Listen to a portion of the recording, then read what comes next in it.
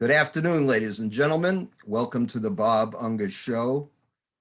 We and I are very, very honored to have a highly unusual person, unfortunately, highly unusual, somebody who actually has integrity and is a man of the cloth who cares about more than a collection plate, which unfortunately today, now some of you may be offended by what I say, most people of the supposed cloth that I observe are interested in one thing. And in the Jewish language of Yiddish, it's called gelt, money. They don't have the guts of this gentleman we have here, Pastor Artur Pawlowski, who stood up to these Gestapo police who go in and start trying to interrupt church services and suppress the free exercise of religion as contained in the First Amendment of the U.S. Constitution. And he, instead of groveling to them like most clerics do, he said, "Get out of my church, get out. Do you have a warrant? Required also under the Constitution? No, get out of my church." So I'd like to ask you a little bit about your background so you can take us up to the current status. Where did you grow up? How did you grow up? What values were you taught? Did you always have these values, or did you have an epiphany in your life that moved you towards these values? Give us a little background. Well, as you can tell, I grew up behind the Iron Curtain, under the boots of the Soviets in Poland. I, of course, heard the stories from my grandparents about the Nazis, about the Gestapo, the Germans invading Poland from one side and the Soviets from another side. So I grew up learning about that. There were still bullet holes in our homes, proving what Poland went through during the Nazi occupation. In 1945, the Soviets took Poland, occupied Poland until 1989. So I grew up under communist dictatorship. I've seen the police brutality. I've seen what the government, the communistic, socialistic government did to my country, which is totally destroyed the country and turned citizens into literal slaves, depressed and hopeless. I also witnessed solidarity movement in 1981 and 82. I saw the power of unified voice. I saw when the people have enough, they took it to the streets and they won their freedom. Tens of thousands were arrested, some were shot, some were beaten to death, but Polish people got their freedom eventually. So I grew up in a country that was torn by totalitarian governments for a long time. It was very depressing. It was very tough when you couldn't just go to the store and buy necessities of life. Everything was under the table. Everything was run by bribes and corruption, including the courts and the whole government system with their brown shirts, I call them, of Adolf Hitler, the police that absolutely did not honored any laws. It was lawlessness. It was what the party line said. It was 50,000 communists ruling over 36 million Poles, 50,000 elites, and then the rest of the population was slaves. So finally, my father had enough and he escaped to Greece, and we joined him over there. We spent a number of years in Greece. And then eventually in 1995, the Canadian government opened its borders for us, and they said, "Come to our country. It's a free and democratic country. No one will be hunting you down here for your fate. You can be a free man. You can achieve something. You can do whatever you want with your life." And we thought to ourselves, that's a country we want to spend the rest of our lives, a free country that if you work hard, you can achieve something. So we emigrated to Canada, Calgary, Alberta. That's where we are. And I went to business. I started continuing the business. I had in Greece, and in the year What type 2000, of business? I was in construction. I was a developer and building houses, renovations, and then later on, I went into the media. I had my own magazine, and it was quite good. It was a very successful business. Was making good money, and in 2000, the year 2000, my son was born. And my son was born with a smashed heart, and on opposite side, a smashed lung, heart on opposite side. It was a total mess. The bowels went up and completely destroyed his upper chest. So that was, I think, the first time that I realized I do not control really anything, that I cannot buy happiness, I cannot buy health, that it doesn't matter how much money you have. There are certain things that you just cannot buy. Peace, for example, happiness, joy, freedom, real freedom, spiritual freedom.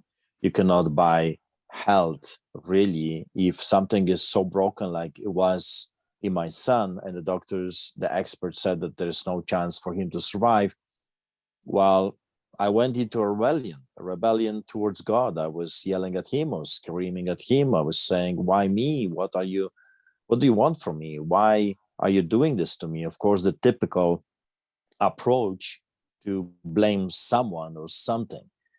And I think that was the beginning where God was really knocking on my heart. He was really, really trying to get my attention, and he got my attention. It was a very powerful and strong and painful ordeal for me. But that's where I had my vision. I saw Jesus Christ in Gethsemane. I saw the arrest. I saw the trials. I saw what happened to him. And it had such an impact in my life that I finally raised my hands and I said, God, have your way in my life, and I'm going to serve you for the rest of my life. If you're interested, it takes me an hour and a half to tell the story. So if you want to know more about it, I would encourage you to watch a movie that they've done, a documentary on my life called Street Advocate. Street Advocate is the movie, free on internet. Telling the story short, after the vision, my heart was broken. I understood what happened on the cross. I saw it. I saw the beating, the trial, the mocking, the spitting, and him dying for me. And I made peace with God. And I promised him, I went to the church, I lifted my hands and I said, God, I'm, my son is dying. The doctors say that there is no chance for him to survive this. They ask us to unplug him. But if you will heal my son, I will be grateful to you for the rest of my life. But if you choose to take him home, I'm asking you, please do it now. And let this horror, this pain end. Nevertheless, I'm giving you my word today that no matter what is your answer, I'm going to serve you for the rest of my life. And I started to cry like never before. And nothing happened. God didn't shook the church. Thunders didn't come. Fire didn't show up. I just ran out of tears and went home. But the next day came, and then it turned out that a miracle happened. And the doctors all came together and they said, we cannot medically explain what happened, but your son that shouldn't be alive is alive, and he should not be able to breathe, but he's breathing on his own. This is a miracle. We cannot explain it. They called a symposium of doctors and they told me, I guess your God heard your prayers, because we cannot explain what happened. A miracle happened. Your son doesn't have a lung, but he's breathing. I mean, this is impossible. And then they did a series of x-rays, and it turned out that the lung that was not there at all suddenly appeared, which was a total miracle. And for a number of years, the doctors were examining my son, and they were like, wow, this is incredible. God has given you a perfect gift, a perfect son. And my son's name is Nathaniel, which means gift from God. And he was born the same day I was born. So God gave me a birthday present. And my son is 21 years old and he's in university right now. I got two more kids, Gabriel, 16, and I have a daughter, 12 as well. So, but that was the moment in my life that really shook me, and it made me realize that in the end of the day, we don't control anything. We can have all the money in the world, but if we don't have family, peace, joy, freedom, we have nothing. Well, I think that your story is very common to many people. With me, my best friend and my partner, we went to school together. We did everything together. He died out of nowhere very quickly in 2003. And up until that time, I was basically a very materialistic person and a big sinner. And when I saw that happen, and I saw what happened to his family and the incredible pain, it changed me a lot. And it also lowered my income because I offend people quite often. And, you know, if you want to be in business, you have to basically kiss the feet of people. And I won't do that anymore. And so naturally, I'm not going to be as popular as I once was. So I think that many of us have that kind of evolution, if you pardon the expression, in our character. We begin to think about what's really important. And when I saw you on YouTube, I realized that you had to have something in your life that changed you. It's very rare. In fact, I always tell people, even in business, always think about cui bono, who benefits. And if you see a person like yourself who is not making a financial gain by doing what you're doing, you're going to turn off the sheep. They're not going to like you. And you're going to hurt yourself in terms of making money. So if you're willing to do that, to no benefit other than spiritually, that tells me there is integrity there. If you're selling a car and you're a salesman and you recommend the car that you work for to one of your friends, obviously there's a benefit there. If you recommend a car to your friend because you care about him and you're not a salesman, at least I know you're sincere about it. And so I always tell people, always watch where the benefit is. And were you raised as a Catholic or something else? Yeah, I was raised in Poland. At that time, the whole country was a Catholic country. You didn't even hear about Protestantism at all. It was pretty much one option in Poland. And of course, my parents were sending me to church, and I attended church all my childhood. To a point that I even wanted to become a priest. So in early age, I knew there is God. I wanted to serve him. So I went to the monastery for a short period of time to just check it out and see if that's for me. But unfortunately, I saw a huge corruption in that organization. I saw a mockery. I saw business. There was nothing to do with God or people. It was about how to have a comfortable life, how to use the money that people are giving for personal gain, the girls and the alcohol and the party. It turned me off so much that I walked away completely from the church and from God to the other spectrum. I actually said I don't want to have anything to do with God, that if his representatives are so wicked and evil, hypocritical, then he must be not a good God. Only later on, I realized that God hates that stuff as much as I hated it, that he has nothing to do with that corruption.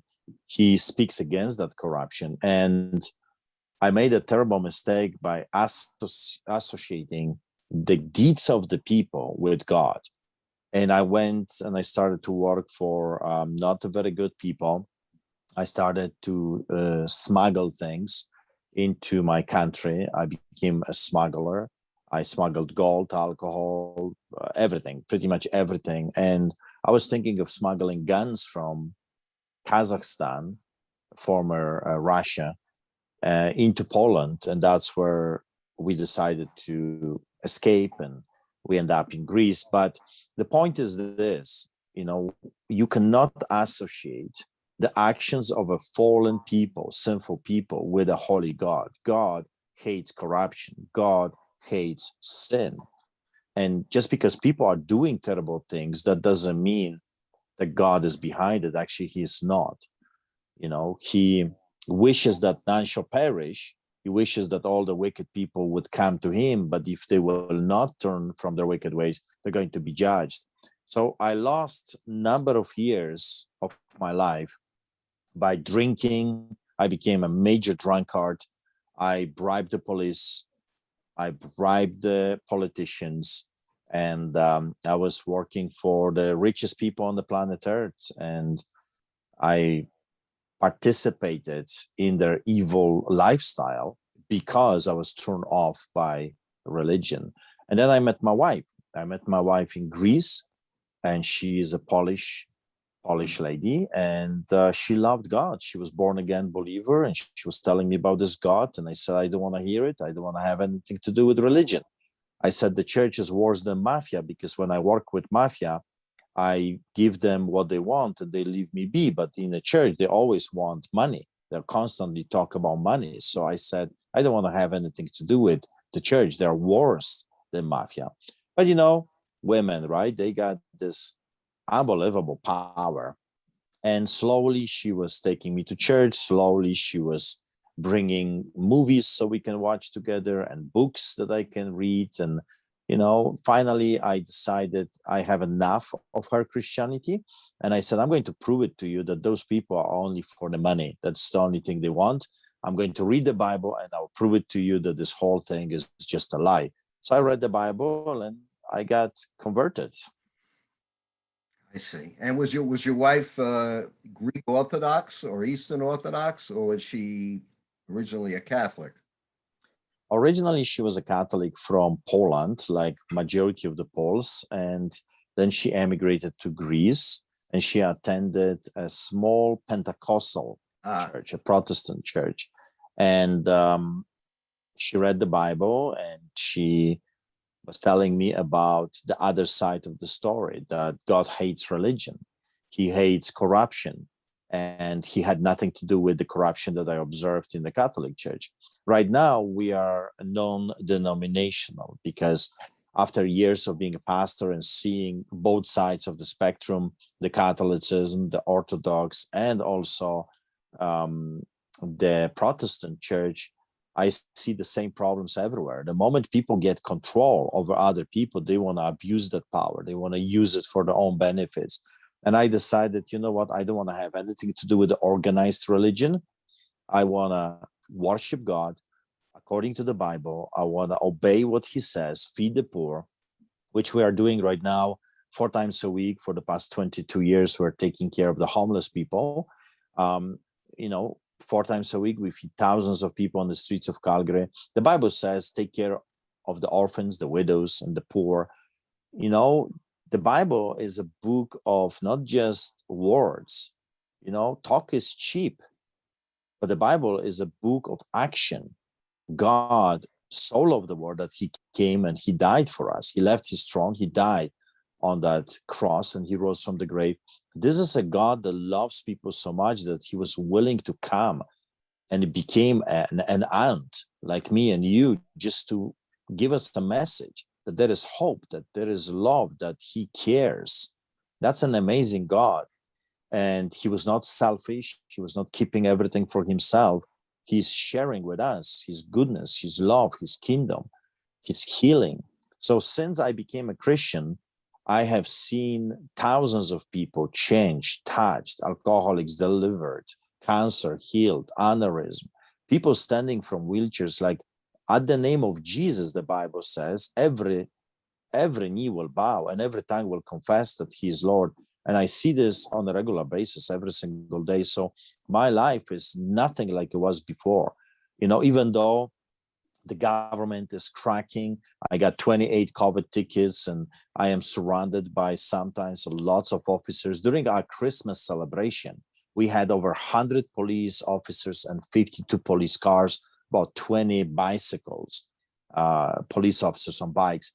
So even though they're doing this to us, I'm a happy man. I know where I'm going. I know that in the end of the day, we win because God wins. Who is a man to raise his fists against God and prevail? There's no chance that they're going to prevail. In the end of the day, every knee will bow, every tongue will confess, every person will be accountable for what they have done on this side of eternity. And that gives me great comfort that some people can escape justice, men's justice here, but they will not be able to escape God's justice. I hope Trudeau is listening. Yeah, I hope they would listen. Unfortunately, just like the Nazis, just like the communists, they have their own agenda. They hate good. They hate righteousness and holiness. They're demon possessed. They are filled with hate towards God and God's people, and they are not willing to listen. But we know how the story ends. Where is Stalin today? Where are his minions today? Where are the Nazis today? Where is Adolf Hitler, Goebbels? All those people that thought they're gods. Where is Pharaoh today? Where are those kings that dared to attack God's people? They're nowhere to be found, and they're in hell right now. Those Speaking people, of Pharaoh, I noticed in your church that you had some gentleman with an Israeli flag. And I also noticed that you referred to Easter as the Passover. Unfortunately, today people are so ignorant, they don't even know that when they look at the painting of the Last Supper, that they're looking at a Passover Seder, because they don't even understand the connection. They go to church on Sunday, but they know absolutely nothing. And the same thing is true of the Jews. Most of them who go to synagogue just are robotically obeying or chanting or saying the various rituals, but they have no understanding of the background. Now, I have to ask you one question, which is always an elephant in the room question, and that is with regard to the role of the Poles in the Holocaust, because it always comes up, and people are basically stupid, and they make assumptions based on a person's color or a person's background or nationalities, and they like to simplify things and make these caricatures that, of course, don't apply, and you have to take each individual on his own. What is your view of the Polish role in the Holocaust? well, like in every nation, you have good people and you have evil people. The same, there are some good Jewish people and there are some horrible Jewish people. The same with Poles. If you look at the Polish role during the Second War, then the biggest amount of people in a Hall of Fame, if you will, in Israel are the Poles. They've saved thousands upon thousands of children, Jewish children, and people smuggled them. But they were also evil people that participated with the Nazis, who worked for Nazis. Just like we are seeing today, the snitch line is open for the COVID thing. The neighbors are calling on neighbors. And, we have no beef with each other, but suddenly they feel that they want to be powerful and they want to help the regime, the dictatorship. They want to be the good snitches, the good leeches, I call them. And they will call the authorities and say, oh, look, they're having a gathering. They're not wearing a mask. You got to come and crack on them. And the same way, when there is incentive, when there is fear in every nation, people will act differently. Some people are willing to die to save the Jewish people during the Second War, and some were willing to sell the Jewish people into the hands of the Nazis. So you always have both. However, Poland was also a victim of the Nazism, as you know. They suffered as well. And there was such a huge fear that if you helped the Jewish people, you were shot on the spot with your children and with your wife. So I don't want to be overly hard on the people. I know what I would do. I would hide the Jewish people. I would smuggle them. I would help every human being. It doesn't matter where that human being would come from. My job as a Christian man is to help and save lives. So, but some were horrible people, and now they're in hell, facing the consequences for their cowardness and for being Judas Iscariot, selling people for a benefit, for money, for silver, coin. So that's my take on the story. I've heard many stories from both angles. The anti-Semitism was there, but if you look at it around the world, anti-Semitism is everywhere. There are some people that love the Jewish nation, and our Jesus was a Jew. His mom was a Jew. His father, his brothers, his sisters, the apostles, most of them were Jewish people. The prophet, a bigger portion of the Bible, it comes from the Orthodox Jews, right? The Old Testament. So I think people are just foolish. I think people are looking for excuse not to follow God, and they will be looking for anyone that will fit their description. Oh, I don't want to follow this because of this guy and that guy. So again, remember just a few minutes ago, I was talking about my own testimony that I made a terrible mistake by associating the actions of the people with God, and God had nothing to do with those actions. God loves people. He loves everyone. The Bible says, I wish that none shall perish, but that everyone would come to the knowledge of God. So I hope that answers your question. I know many Polish people that helped, supported the Jewish people and paid a terrible price. They paid with their own lives and the lives of their children. And then I know some stories of Polish people selling Jews for the silver. And they paid the price. Believe me, God was not pleased with them. And now they are in hell. And there were Jews like George Soros that actually helped the Nazis steal and locate Jewish property. So there's a lot of guilt to go around, but I had to bring it up because people always bring it up to me. And I'm about the truth, no matter where it lies. I try as best as I can. So now this is a perfect segue to go from those collaborators in the days of World War II and before into the present. And when did you begin to realize last year when you first began to hear about this flu called COVID?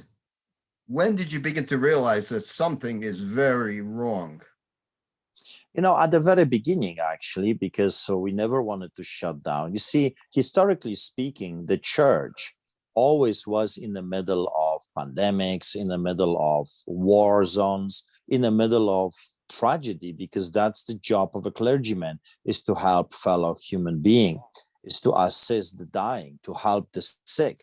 The Bible is very clear: lay hands on the sick so they shall recover, anoint them with oil. So that's the job. That's my job. That's the definition of my job. If there is a trouble, if there is someone in need, my job is to assist them and to help them, not just with words, but hey, are you hungry? Here is a sandwich.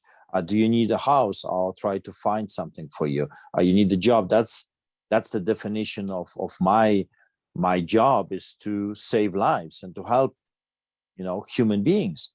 So when this whole thing unfolded, right away I knew there's something wrong, because if this whole thing is so deadly, why am I not seeing the effect of this?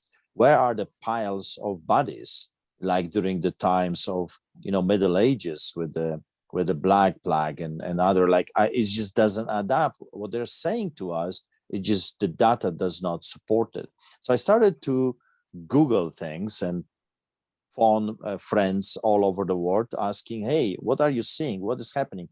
And of course, the reports were coming that this whole thing was a lie, that they are manufacturing this fear. They're using this fear as a tactic to enslave the people, to usher the New World Order, a total control.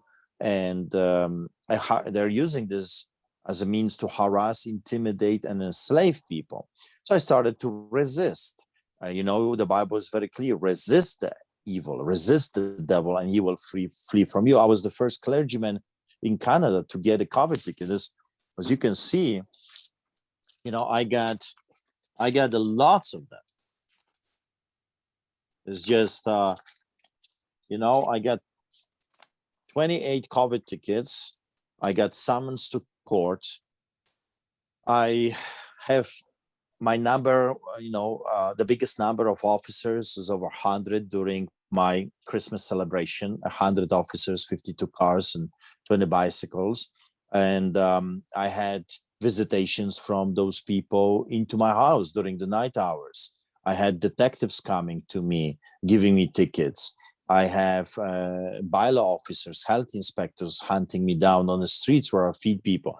I was told that I am to stop feeding the homeless because it's for their safety. Imagine, you have no food, but for your safety, you are to starve to death because the government says so.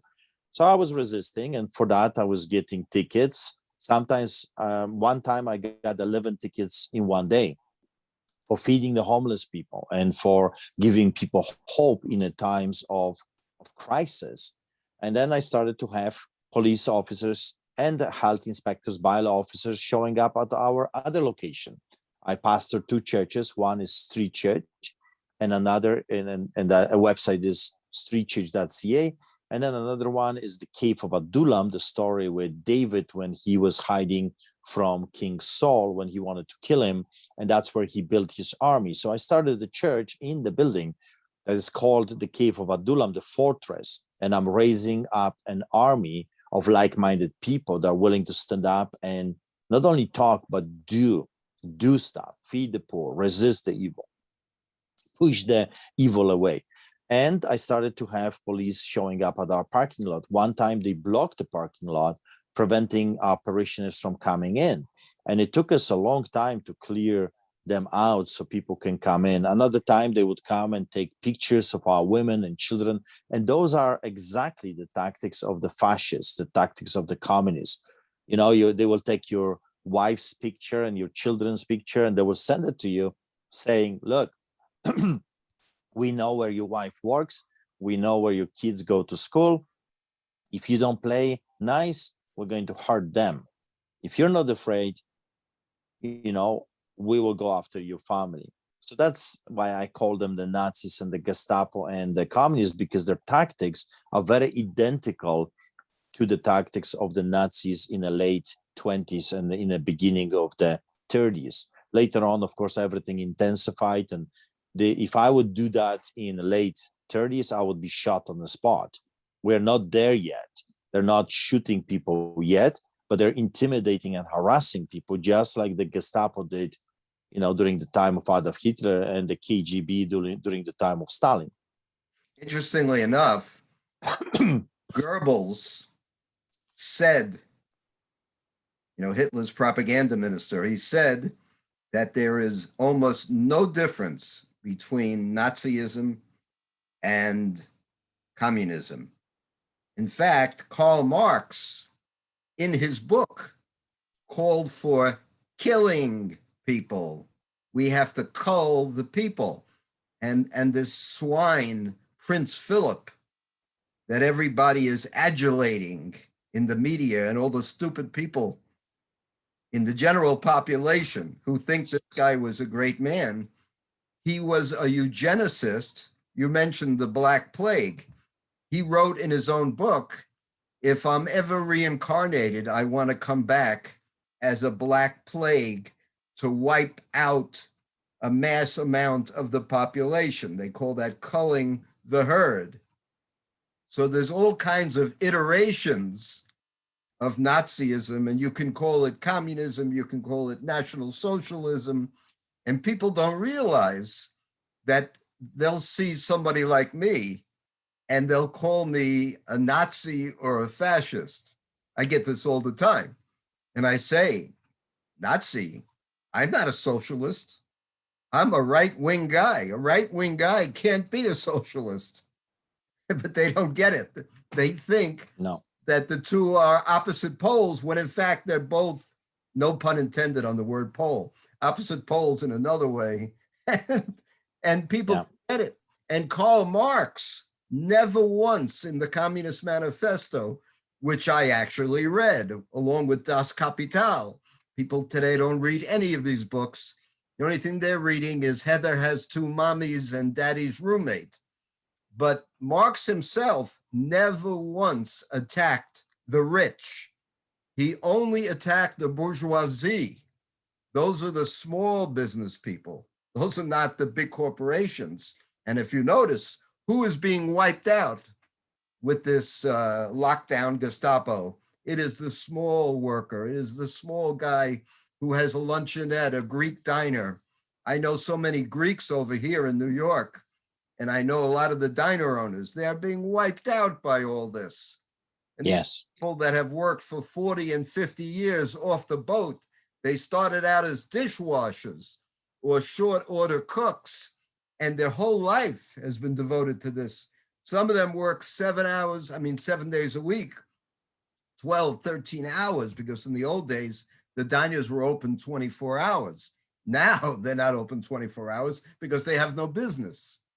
So this is all intentional, in my view. What is your perspective on that? 100%. How you control a nation, you have to eliminate the middle class. Why the middle class? Because the middle class is highly educated, well-traveled. People have seen places, they went to places. You cannot fool a middle class man that have seen, other countries, tasted from different tables. Also, small and medium businesses are the economical driving force of every country. So if you want to control the population, you got to eliminate the middle class. And then, because, if you take them off, they're going to hire a lawyer, they're going to fight the government. If you take them enough, they're going to rally against you, against the tyrannical government. So you got to wipe them out. Small and medium businesses, usually there are people from generation to generation. My grandfather had the business, give it to my daddy give it to me, and now I'm going to give it to my children. They're hardworking people, just like you said, 12 hours a day. They want to achieve something. They're smart. They're hardworking people. They're patriotic people. They love their country, and they love the opportunity that this country has given to them. So they are the enemy of the state. They don't want handouts. They want to work hard for the living. They don't want the government check. They want to work, and they don't want to rely on the government. So you got to wipe them out. To control a nation, to enslave the nation, you have to have only extremely rich and powerful. That's why the big corporations are not shut down. That's why they're saying to a restaurant, with 20 people capacity, you have to shut down. But huge corporations that can have 500 people, they're still open, shoulder to shoulder. We have IKEA, and in the front of the IKEA, before you enter, it says only 480 people allowed. Only 480 people allowed during the pandemic, right? Can you imagine? But you cannot have a church service. You cannot go to a restaurant right now. Everything is shut down. You cannot go to a gym. Everything is shut down. But you can go to IKEA, Walmart, with thousands of people, mingling in a day, hundreds of people parking lot, no problem. You can go to Safeway, you can go to Costco with hundreds of other people mingling, touching, that's okay, because those are the huge corporations. But you cannot go to a store across the street when you only got, few people in. And that's why everything, the whole thing doesn't make any sense unless you know what the whole thing is all about. And it has nothing to do with health. This has to do with restriction, harassment, intimidation, and a control. This whole thing is all about control, how we can control the population, how we can eliminate the opposition so we can enslave the nation. That's what the whole thing is all about. And I said that last year at the very beginning, because I grew up in a country that there was only extremely powerful and rich, and the rest of the population was extremely poor. And that's how the communist government was controlling the people. The same tactics in China, the same tactic in other totalitarian governments. You got to control the people, but the only way you can control free people is by enslaving them using fear. So what you see right now is terror, is fear everywhere. Mainstream media, you mentioned the propaganda minister Goebbels. Everything Nazis did was controlled by the mainstream media, the narrative. They were controlling everything that the population was hearing. And even in 45, some people still believe that Führer is the greatest guy, like he is still the hero and we're going to win the war. That's how heavy was the propaganda machinery during the Nazis. When you look at the Stalinism, forgive me for interrupting, but if you notice with the Orthodox Jews in New York, they're being pointed to as the cause of the measles and the cause of COVID, because they have their weddings and they have their religious ceremonies and they don't care. And they have their funerals, and you see the same thing happening because in Der Stürmer, the Nazi propaganda rag, they used to say the Jews are spreading disease.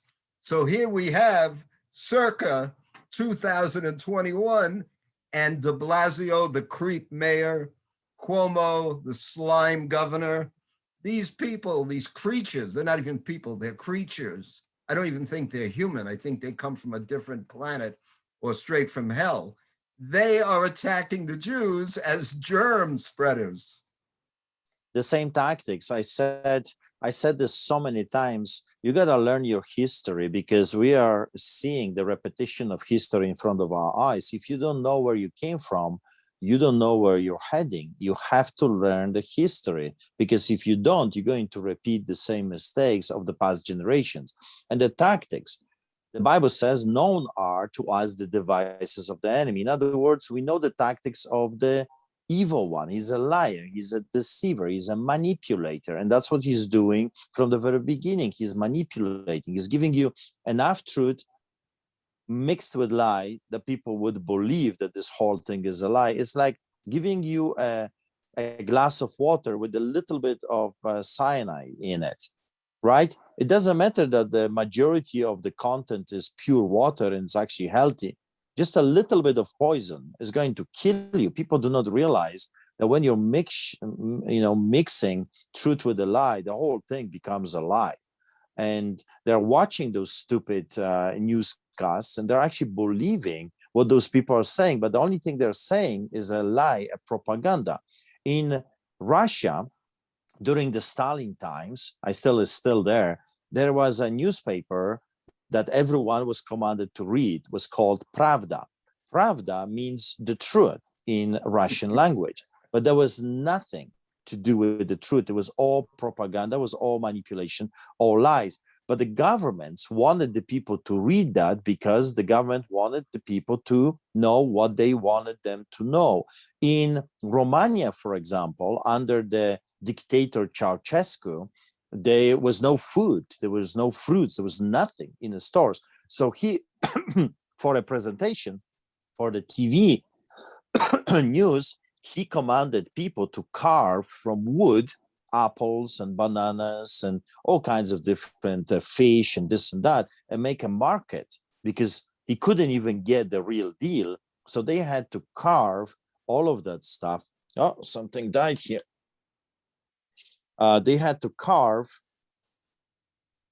all of this from wood. Can you imagine? And then the news outlets with the cameras came, and the international news, and they would show all of this display of those amazing, food items, and the fish and the meat and the fruits. But they didn't know that all of that was fake. It was not real. It was just for the show. And that's what the communism is. It's all a show. It's all everything for me, nothing for you. The same with fascism, everything for Hitler and his minions, and nothing for the rest of the society, for the rest of the people in the world, just that. And they were using the same tactics. When Adolf Hitler came to power, he ordered a murder of 250,000 disabled people before he attacked other nations. So he started slaughtering his own people first. He started when he built Dachau, a concentration camp, it was for his own people.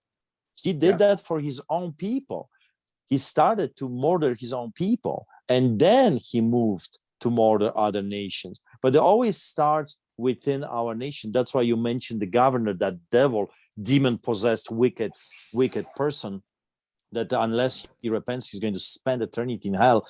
That's why he is murdering his own people first. They always start to enslave, control, and murder the people that they can control. Later on, they move to another parts than another nations. History is teaching us that those types of behaviors, if we don't stop them, they're going to just grow like a cancer, and they're going to destroy more and more and more, and they will never stop until we stop them. Unfortunately, the only thing most people learn from history is that people don't learn from history. There was a boy, Unfortunately.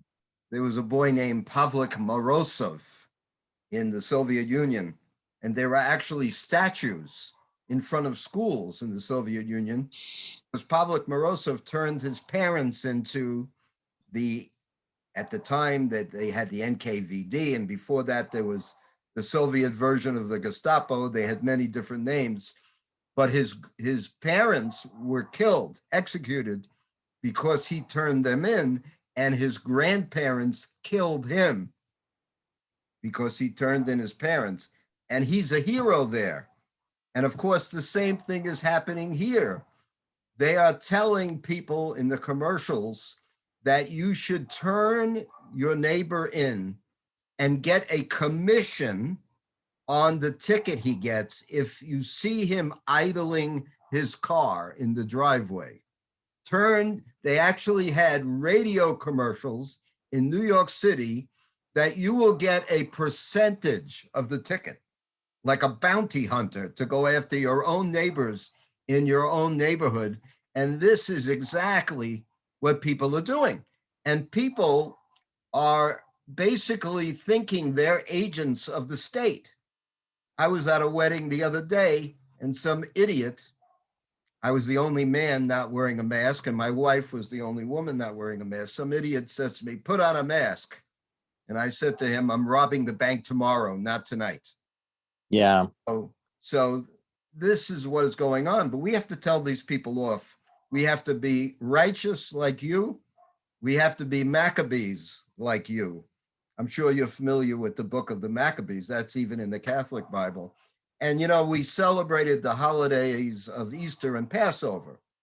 Well, when Moses was told by Pharaoh, who never really believed that all these events, all the plagues were supernatural, because he couldn't relate to the supernatural. He could only relate to the physical and material. And he told Moses, "You can leave, but you have to leave in the dark of night." And you would think, you're a slave in another country, you're very happy to leave. No, Moses said, "Excuse me, I am no thief. I'm not leaving in the dark of night. I'm going to leave in the middle of the day." And then he took the pagan satanic god, which was, I forgot whether it was a sheep or a lamb, and he dragged it to the town square, and they slaughtered the sheep. Could you imagine? Your rulers are there with all their weapons and all their army, and you are taking their god and dragging him through the street and slaughtering him. You would say, "Wow, how could you do such a thing? You're very insensitive. You're going to make people feel bad." No, Moses didn't care about that. And of course, when he saw an Egyptian whipping a Hebrew slave, what did he do? He broke the neck of the Egyptian. And of course, people would say, "Oh, that's not nice." So, we need people like you. And it doesn't matter if you're a Jew or a Gentile or any person who has a fear of God, which is the beginning of all wisdom. We need to stick together, or we're going to hang separately for sure. And I cannot praise you enough And I don't give faint praise or false praise. I'm telling you that, in my opinion, I'll be your attorney any day in front of God to get you into the right place, because I have a lot of respect for you. And do you have any closing words for our viewers? I agree with you 100% here. I always say to the people regarding Islam, in the end of the day, the Islamists, the jihadists, they don't care where you go to church. They don't care if you go to church or not. To them, we're infidels.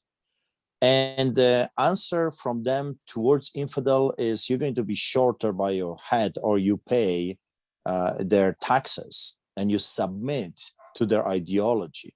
So unless we realize that we have a common enemy, and right now we have a common enemy called socialism and communism, fascism of today. We have a common enemy. I always say to people, let's unite. Let's focus on what unites us, not on what divides us. Because, I am married to my wife 30 years, and I'm telling you, there is plenty of things that I disagree with her, and there's plenty of things that she will disagree with me from time to time. But we don't get a divorce just because we disagree. We work things out and we move forward because we have a common goal.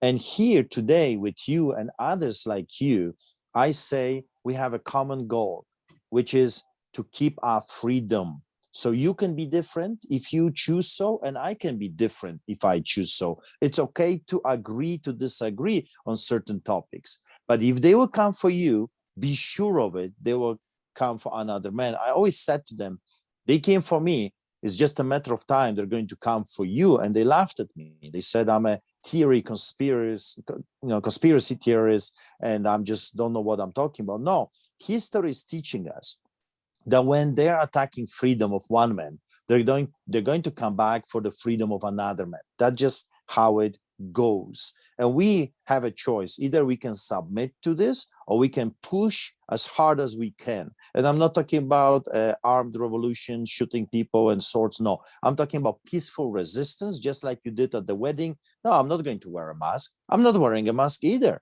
I go to stores and I just refuse to comply. If enough people would refuse to comply with those ridiculous orders, because they're not laws, they're just suggestions, and they're orders, they're not laws. If enough people would resist that, we would have a revolution, peaceful revolution, non-compliance, just like during the times of Martin Luther King Jr. and Mahatma Gandhi. Just say no to those tyrannical orders, and is more of us than of them. This whole thing would be over a long time ago if people would rise up, just like they did in 1981 when I watched that in front of my eyes. Enough Poles took it to the streets and the fight was over. Yes, it took a while. Yes, some people paid a terrible price, but Poland won its freedom. Right now, the concept is the same. If you want your freedom, you got to resist the evil. You got to stand up, be counted in the army, enough of fighting with each other, unite for the common goal. And then when you win, when you fry the bigger fish, then if you want, if that's your hobby, you can go back and fight with your fellow men. I just don't have time for that. I just don't have time to fight with anyone except the evil I see in the land. I want to encourage you the same thing. And remember, in the end of the day, we know how the story ends. We know that God wins in the end. And if you stand with God, if you stand with Jesus, you will win in the end, because that's what it says. And that's my encouragement. I hope that the video of them coming and me kicking them out, if every restaurant owner, if every business owner, if every clergyman, either pastor or priest or rabbi or imam or anyone, would kick them out like I did, would not give them an inch, I don't want to hear it. I don't want to hear what they have to say. That's not the time to have a dialogue or discussion. Get out of my place. Get out. If everyone did that, the fight would be over. Exactly. Well, God bless you, my friend. Keep doing what you're doing, and don't let the bastards get you down. Thank you, sir. Thank you very much. Take care. God bless. God bless you.